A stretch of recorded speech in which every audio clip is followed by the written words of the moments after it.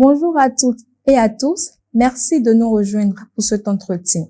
Nous sommes actuellement dans l'enceinte de l'imprimerie Notre-Dame de Cotonou, située juste derrière l'église Saint-Michel, et nous recevons aujourd'hui Monsieur Massimin Jean-Marie Nyamblon. Il est administrateur de commerce, Institut national d'économie Cyclope de Bénin, major de sa promotion, diplômé de l'Institut de l'Organisation mondiale du commerce OMC, Genève, Suisse, diplômé de l'École nationale d'administration publique de Montréal, Canada, spécialité gestion des ressources humaines, titulaire d'une maîtrise S sciences économiques, option gestion des entreprises, Université nationale du Bénin. Il est passionné par la théologie et la pastorale. Un homme dont le parcours et les recherches théologiques apportent un éclairage précieux sur la place de Marie dans l'histoire du salut. Avec lui, nous allons échanger autour de son livre intitulé Marie dans le plan divin du salut. Bonjour monsieur. Bonjour madame. Merci d'avoir accepté notre invitation. C'est moi. Dites-nous, qu'est-ce qui vous a inspiré à écrire Marie dans le plan divin du salut? Votre question porte sur deux angles. Soit c'est par rapport au titre ou par rapport au livre. D'accord. Si c'est par rapport au titre, Oui.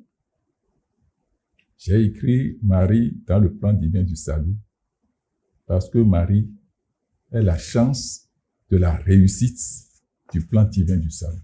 Si c'est par rapport au livre, Oui. ma motivation vient du fait que certaines gens méprisent Marie, alors qu'elle est la mère du Sauveur. Cela me choque. On ne peut pas dire que Marie est une enveloppe dont Dieu s'est servi Oui, bien sûr. pour mettre au monde son fils. C'est de l'ingratitude. C'est pourquoi, en tant que son fils, j'ai décidé de réagir. Et l'output, c'est ce livre. D'accord. Et à quel moment avez-vous ressenti la nécessité de traiter la place de Marie dans l'histoire du salut? C'était en 2015, année de ma retraite administrative. Ok. Je me suis souvenu d'une interview du cardinal de vénérée mémoire, cardinal Bernardin Canty, qui disait que Marie ne mérite pas cela. Il disait ça par rapport à quoi? De vils individus ont saccagé la statue de la Vierge Marie qui était à Dassa, en ce temps. Oui. Il revenait du Vatican. Et à sa descente d'avion, il a été interviewé. J'ai vu que ce qu'il a dit est très juste et qu'il faut que nous, chrétiens, nous réagissions. Raison pour laquelle j'ai écrit ce livre. D'accord. Et quel était votre objectif principal en publiant cet ouvrage? Objectif principal, Oui. montrer à ces gens qui méprisent Marie qu'ils sont dans l'erreur. Et maintenant, mettre en relief, par le biais de ce opuscule, la place de Marie dans la réalisation du plan divin du salut. D'accord. Et quelle est votre expérience spirituelle avec Marie? J'ai beaucoup d'expérience. Elle est ma mère. Quand je lui demande quelque chose, ça marche. Un jour, Oui. à Porto-Novo, j'étais à Porto-Novo, en service à Porto-Novo. J'avais perdu une cousine dont je tais le nom. Je l'ai vue en rêve en train de ramper à même le sol, comme un serpent qui avalait la poussière. J'ai dit, ah, ça ne va pas. J'ai commencé par appeler Marie, par le truchement du rosaire, de la récitation du rosaire. Oui. Je demandais de messe son intention, en suffrage. Quelque temps après, je l'ai revue en rêve, mais habillée comme une princesse, puisqu'elle est de la famille royale. Bien sûr. Nous sommes d'Abomey. Ok. Et elle marchait, elle chantait. Elle marchait, hein. Elle chantait. Je suis dans la joie. Alléluia. Quand je suis parti vers la maison du Seigneur. Ah, j'ai dit que ça a pris. Ok. Marie, notre mère, a intercédé pour nous. Elle est la mère de tout le monde. Marie a intercédé pour votre cousine partie. Oui, parce qu'elle est la faiblesse de Dieu. Quand Marie demande quelque chose à Dieu, Dieu fléchit. Elle est une faiblesse de Dieu. Elle est la faiblesse du monstre de Dieu. Marie est la faiblesse de Dieu. Et comment avez-vous articulé les enseignements du catéchisme de l'Église catholique avec votre réflexion? Le catéchisme de l'Église catholique est le socle de la rédaction de cet ouvrage. D'accord. Par exemple, il y a CC numéro 510 qui parle de la virginité perpétuelle de Marie, c'est dedans. Il y a encore d'autres. Par exemple, les attributs, les privilèges de Marie et ceux de l'Église. Je me suis basé sur le catéchisme de l'Église catholique pour pouvoir faire ça. Vous développez longuement la puissance d'intercession de Marie. Comment la définissez-vous? La prière de Marie, que ça soit sur la terre ou bien au ciel, est très puissante. Et je vous ai dit tantôt, elle est la faiblesse de Dieu. Oui. Elle demande quelque chose, ça marche. Donc, nous avons tous intérêt à aimer Marie, à l'invoquer, Oui. à la louer, à la vénérer. Quand vous êtes son fils, mais c'est fini.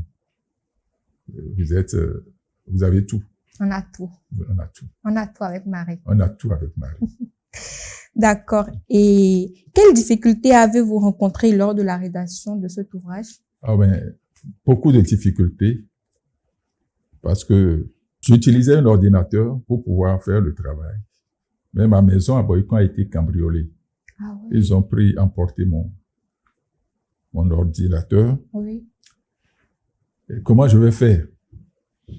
Oh, j'étais déjà à 60% du travail. Du travail. Mais j'ai retrouvé une clé USB qui porte un embryon du travail, à peine 20%. J'ai reconstitué. Comment je vais faire? J'ai pris un autre ordinateur. Je travaillais, j'arrivais à 70-80%. Tenez-vous bien, madame. L'écran s'est divisé en deux. Une partie non fonctionnelle, une autre fonctionnelle. Qu'est-ce que j'ai fait? J'ai tout fait pour copier le travail fait jusque-là. Maintenant, comme j'ai des amis prêtres qui vérifient le truc avec moi, j'ai été dans un cyber pour pouvoir imprimer. J'étais vers Avogbana. On a mis ma clé dans leur appareil. Oh, c'est infecté. Tout le travail que j'ai fait, zéro. Comment je vais faire? J'ai pris des brouillons qu'on avait corrigés et jetés là, par-ci, par-là. C'est avec ça encore que j'ai reconstitué. J'en ai parlé à un ami, un gendre, qui me dit que lui, il a un ordinateur un peu obsolète. J'ai dit, mais donnez-moi. Et c'est avec ça que j'ai fait ce travail. Mais tenez-vous bien. À 99% du travail, l'écran est devenu tout rouge. Comment je vais faire? Et j'ai commencé même, excusez-moi, lorsque je vois la couleur rouge qui veut apparaître là, j'ai commencé par faire des incantations. Jésus, au nom de Jésus, je vais réussir. Au nom de Jésus, je vais réussir. Voilà. Et jusqu'à ce que j'ai terminé. Voilà. On note beaucoup de péripéties lors de la rédaction de cet ouvrage, mais comme toujours, la Vierge Marie en est capable. La Vierge Marie en est capable. Mais permettez-moi, madame, de vous dire quelque chose. Quand Dieu est sincère, c'est depuis 2021 que j'ai commencé ce travail, avec toutes les péripéties. Si vous êtes sincère, Dieu vous donne la grâce d'État. Il vous donne les moyens pour réussir. Ça, c'est clair. C'est ce que j'ai constaté. Deuxième chose, Jésus continue à nous enseigner. Il m'a enseigné. Je dis ça parce que en juillet 2024, ça, j'ai dit ça à deux prêtres comme ça. Mais j'avais donné ça, le travail, c'est-à-dire l'avant-projet, à un prêtre. Il m'a dit d'enlever une coquille. J'étais chez moi ici, à Calavi. J'ai enlevé la coquille en question. Je regardais s'il y a harmonie entre les différents paragraphes, du haut jusque là. Or, le dernier paragraphe, il y a l'expression « Dieu s'est fait chair ». Donc, je lisais pour voir s'il y a harmonie entre les différents paragraphes. Arrivé à la fin, c'est-à-dire Dieu s'est fait chair, que j'ai toujours écrit, que je sais, que tout le monde a lu. Chair, le mot chair s'est transformé en viande. C'était vers 22 heures. C'est sérieux, madame. J'ai beaucoup appris et je suis fier d'être chrétien. Le mot chair, Dieu s'est fait chair, est devenu Dieu s'est fait viande. Je regarde encore pour dire, immédiatement j'ai effacé et j'ai réécrit chair. J'ai eu un coup de refroidissement. Je me suis couché. Quelque chose me dit, ben, est-ce que je dois appeler le père qui m'a dit dans le coquille à Boycon? Il était 22 heures, peut-être il serait à table ou bien déjà dans le lit. J'ai laissé. Voilà. Qu'est-ce que le Seigneur m'enseigne? Personnellement, il suit de très près ce que j'écris sur sa maman. Un. Deuxièmement, il m'enseigne qu'il s'est fait nourriture pour nous les hommes.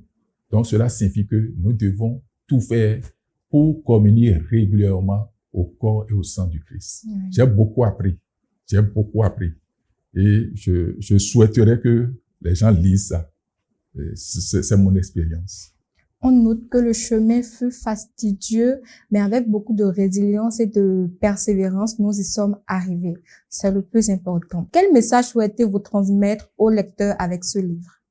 J'invite les chrétiens et les hommes de bonne volonté à ne pas écouter ceux qui méprisent la Vierge Marie, à ne pas se décourager. Je les invite à honorer la Vierge Marie, à l'aimer, à la louer, à la vénérer. Et les gens disent que Jésus est très bon, très bon, très bon. Marie est l'arbre qui a produit ce fruit. Pourquoi abattre l'arbre et conserver le fruit? On ne peut pas parler de Jésus sans parler de Marie. C'est ça. Où peut-on trouver le livre? Et dans toutes les librairies, sur certaines paroisses de la place, à Boycon, à Cotonou, etc. Pour finir, parce que nous sommes à la fin de notre entretien, avez-vous d'autres projets d'écriture ou de recherche théologique? Cela me plaît. Plaise à Dieu. J'aimerais écrire